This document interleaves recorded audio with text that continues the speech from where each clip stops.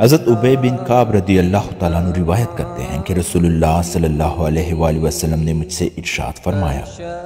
ابو المنذر، یہ ابی بن کعب رضی اللہ تعالیٰ عنہ کی کنیت ہیں، کیا تم جانتے ہو کہ کتاب اللہ کی کون سی آیت تمہارے پاس سب سے زیادہ عظمت والی ہے؟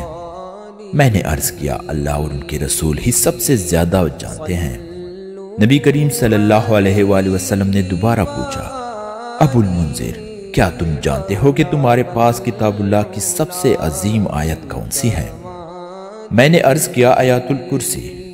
آپ صلی اللہ علیہ وآلہ وسلم نے میرے سینے پر ہاتھ مارا، گویا اس جواب پر شاباش دی، اور ارشاد فرمایا، ابو المنذر، تجھے علم مبارک ہو۔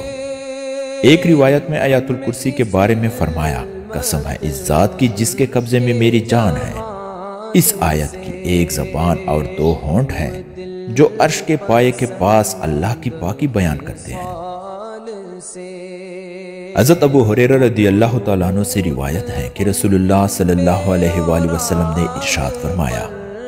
ہر چیز کی کوئی چوٹی ہوتی ہے جو سب سے اوپر اور بالا تر ہوتی ہے،